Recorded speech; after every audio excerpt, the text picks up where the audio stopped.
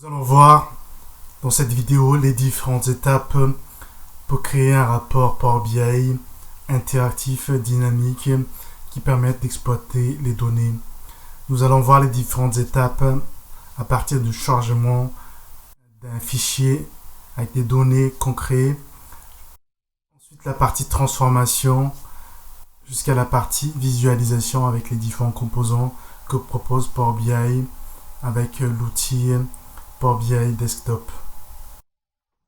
Nous allons voir les différents outils que nous allons utiliser tout au long de la mise en place de ce rapport. Nous allons voir Power BI Desktop, l'outil qui va être installé en local. Nous avons ici les différents composants que compose Power BI.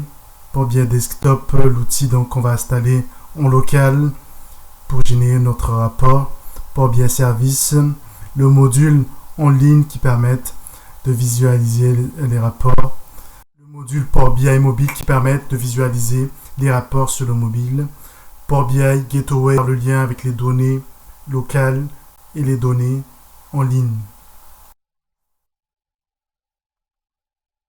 Pour les données, nous allons utiliser les données qui sont disponibles sur ce site. Et nous allons nous baser sur les jeux de données de Lyon et télécharger le fichier listing.csv qui va nous permettre d'avoir un jeu de données complet et de visualiser des rapports plus ou moins concrets avec des données proches de la réalité. Nous allons voir la partie chargement des données à partir du fichier CSV qui contient les informations de location. Donc, ce fichier est disponible ici. Nous allons chercher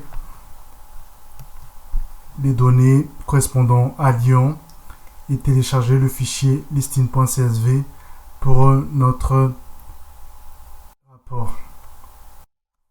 Donc, pour charger notre fichier, nous allons dans un accueil, classeur Excel. Donc ici, s'assurer de sélectionner tous les fichiers. Le fichier listing.csv.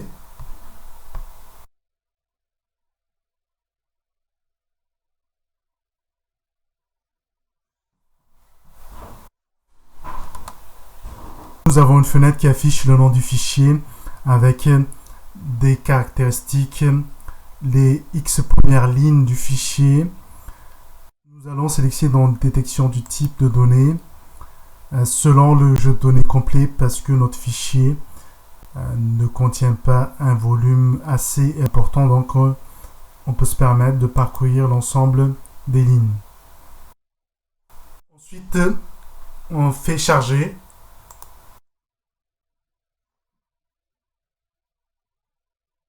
Nous avons maintenant notre table qui est chargée dans Power BI.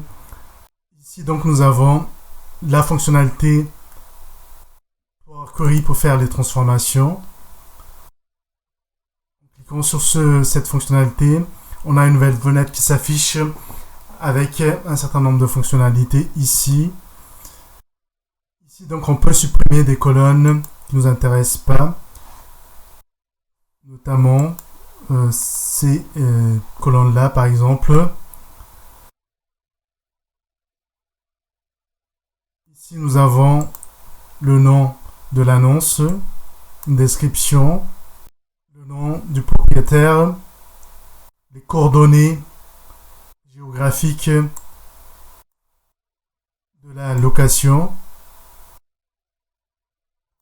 quelques caractéristiques de la location, le prix, le nombre de nuits minimum maximum, disponibilité, la licence et quelques informations sur des commentaires. Une fois qu'on a fait des modifications, si c'est le cas, là je garde les colonnes ici, mais on aurait pu très bien les supprimer. Donc, en faisant sélection et puis supprimer les colonnes. On peut également renommer les colonnes. On peut changer les types des colonnes. Et on voit ici les différentes étapes qu'on a effectuées tout au long des transformations. Une fois qu'on veut appliquer les transformations qu'on a faites, on clique sur fermer et appliquer.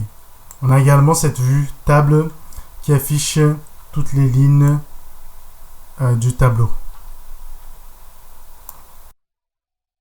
Nous allons voir ici les différentes modifications à apporter à notre modèle pour qu'on puisse créer nos rapports. Nous allons créer des tables de dimension annonce qui va nous permettre d'afficher l'axe des X sur un des graphiques.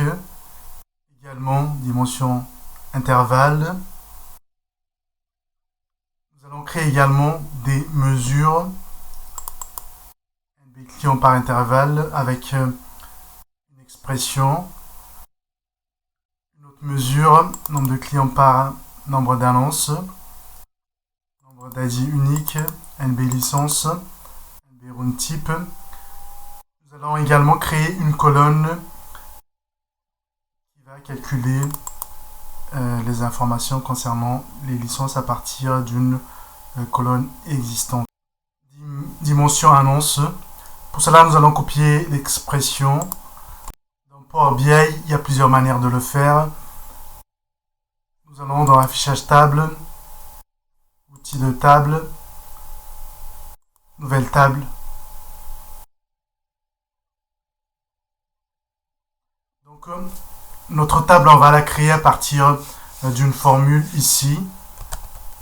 Nous allons copier la formule dans la zone de texte ici.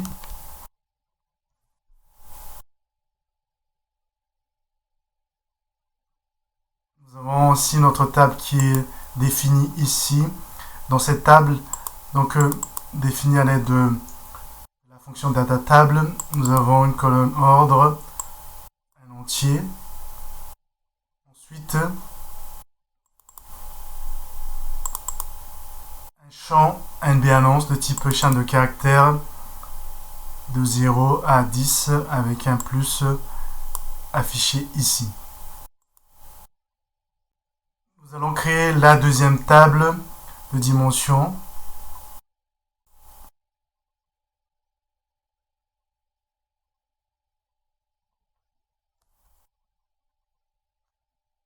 Donc ici, nous avons un champ ordre qui définit l'ordre d'affichage des valeurs, un entier min, un autre entier max et le libellé qui sera affiché à l'utilisateur.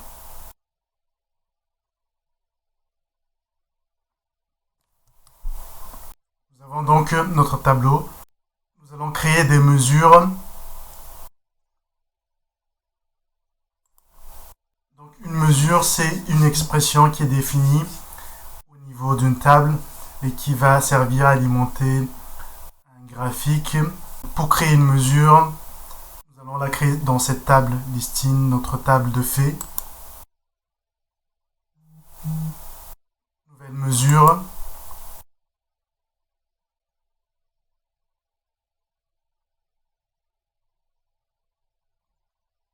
Ensuite, on va saisir l'expression dans la zone de texte. Mesure calcule le nombre de clients par intervalle. Intervalle 0,30, 30,60. Pour chaque client dans notre fichier, on calcule le nombre de lignes associées. Ensuite, on calcule le min val et le max val de l'intervalle courant. Donc on compte les lignes qui respectent dans les critères min val, max val. On a notre mesure qui est affichée ici avec un petit symbole devant. Nous allons créer la mesure suivante.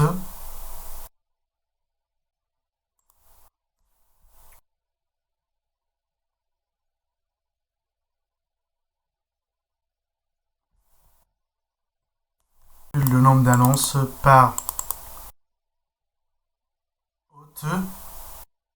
Ensuite, si le nombre d'annonces de l'hôte correspond à une des valeurs ici, donc on va compter le nombre d'éléments associés à chaque nombre d'annonces. Si c'est au-delà de 10, donc c'est cet intervalle qui va être incrémenté. Donc on a notre mesure qui est créée ici. Nous allons créer la mesure suivante.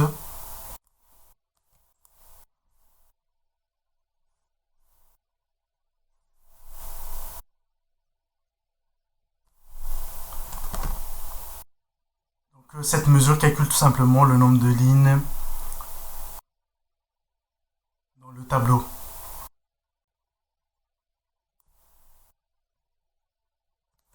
Nous allons créer la mesure suivante, NB licence.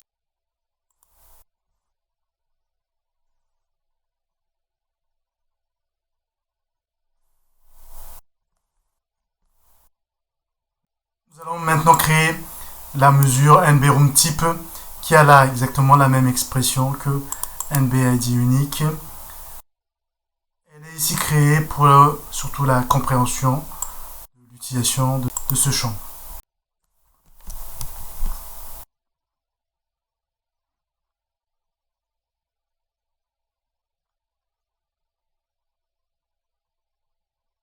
Nous remarquons qu'il y a une petite alerte, une petite erreur qui est affichée ici, car la colonne type licence, qui est définie dans l'expression, n'est pas encore créée. Nous allons créer cette colonne avec la formule ci-dessous.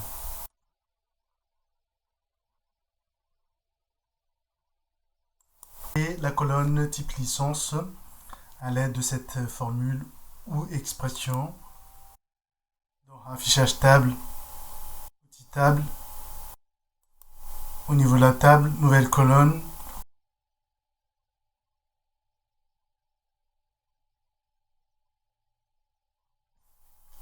Ensuite, on colle l'expression dans la zone de texte.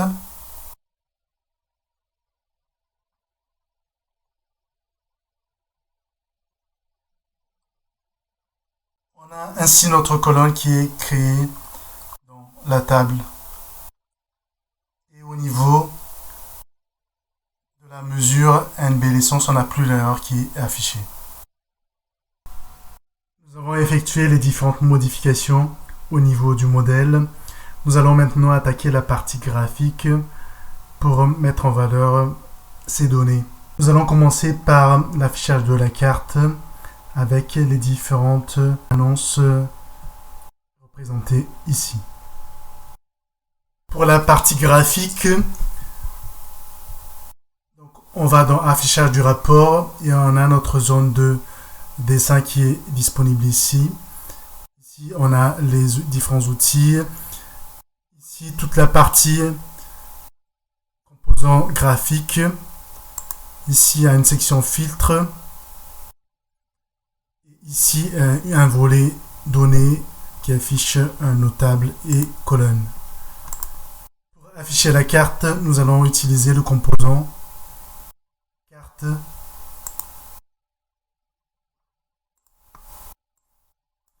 Name.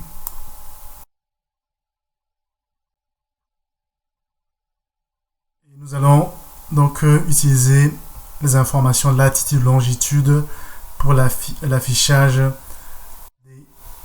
des annonces.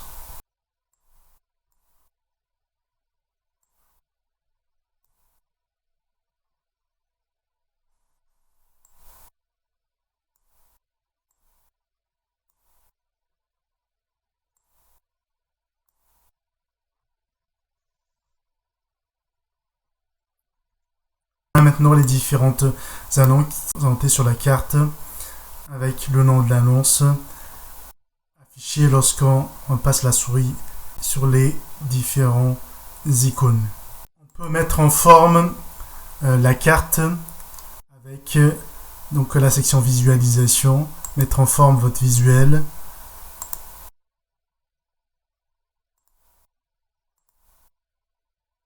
On peut rajouter des fonctionnalités.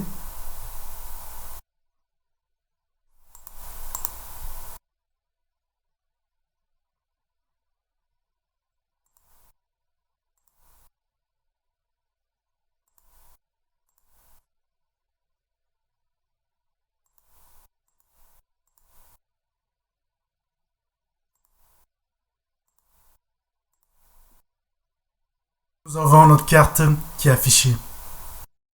Nous allons afficher le graphique suivant qui affiche le nombre d'annonces par hôte.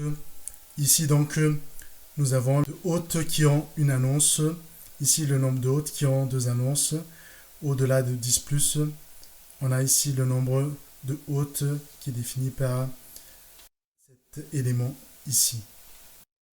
Pour cela, nous allons utiliser le composant histogramme. Pour l'affichage des informations sur l'axe des X, nous avons notre table dimension annonce qui affiche le nombre d'annonces et un champ ordre pour définir l'ordre d'affichage des libellés ici. Donc je récupère le libellé qui est NB annonce, l'axe des X. Ici donc je peux définir dans outils de colonne en double-cliquant dessus une information triée par colonne. Le nombre d'annonces est trié par le champ ordre. Ensuite donc là je définis la mesure qui calcule le nombre d'annonces par hôte. Donc là j'ai mon graphique qui s'affiche.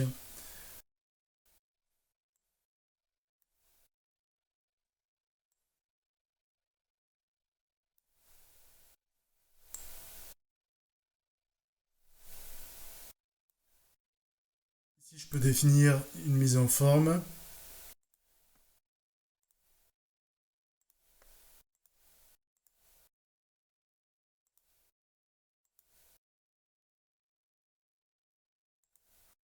Nous allons maintenant afficher le graphique suivant qui est licence, qui affiche la répartition des licences dans les annonces.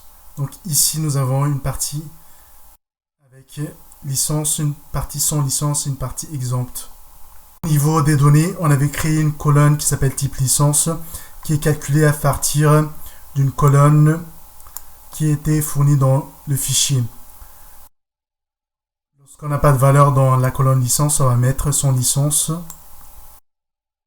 Lorsqu'on a des numéros, on va mettre avec licence.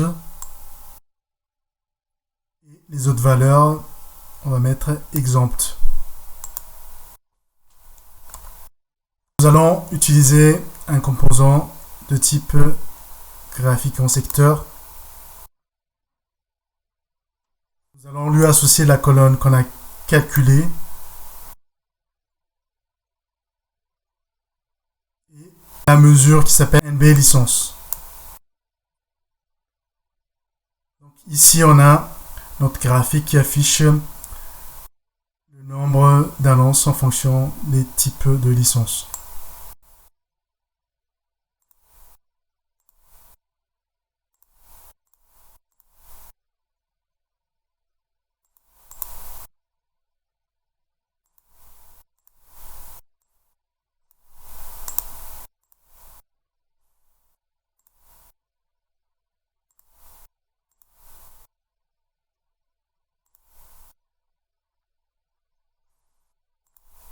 Nous allons afficher le graphique suivant qui affiche le nombre d'annonces par type d'annonce.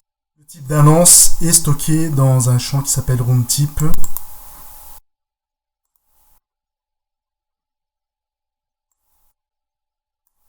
Ici, on a les différentes valeurs en fonction des types d'annonces. Nous allons utiliser le graphique histogramme à barre compilé. Nous allons lui associer le roomType.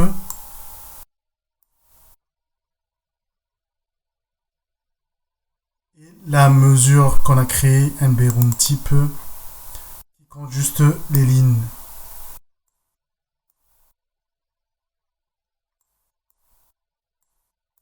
Donc là, on a le nombre de lignes qui est compté en fonction des types d'annonces. Nous allons définir une mise en forme de notre composant.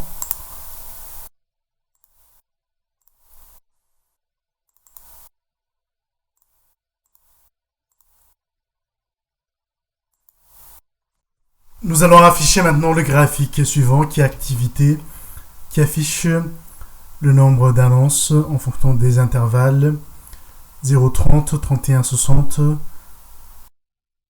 jusqu'à 211 et au-delà donc 250 plus. Nous avons créé une table intervalle qui affiche le type de libellé avec intervalle.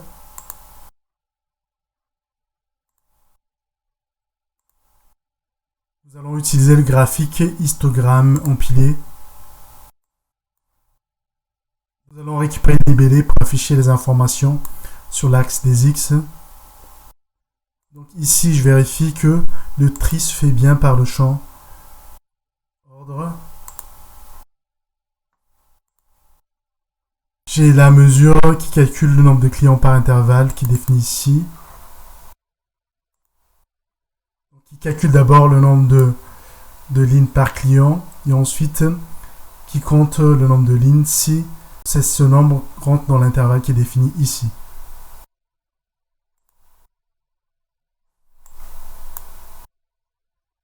J'ai mon intervalle de nombre d'annonces par client en fonction des intervalles définis ici.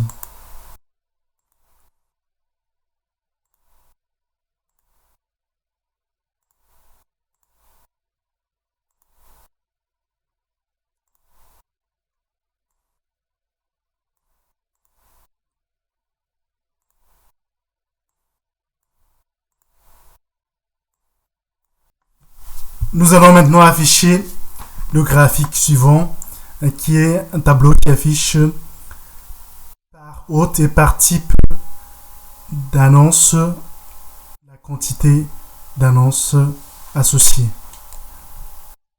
Là, nous allons utiliser le tableau matrice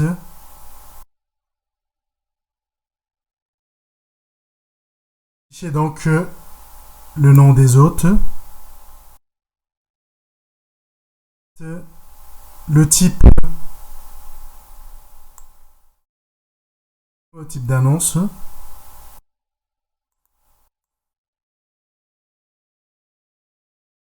après je peux utiliser cette mesure qui calcule simplement le nombre de lignes en fonction des critères que j'ai définis ici. Donc, il va calculer le nombre de lignes pour chaque client par type d'annonce.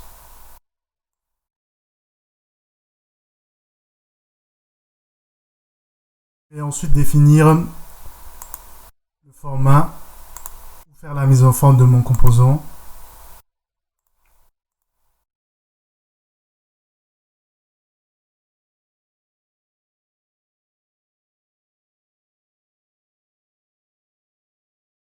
J'ai également la possibilité de définir pour chaque composant le libellé ou le titre de chaque graphique.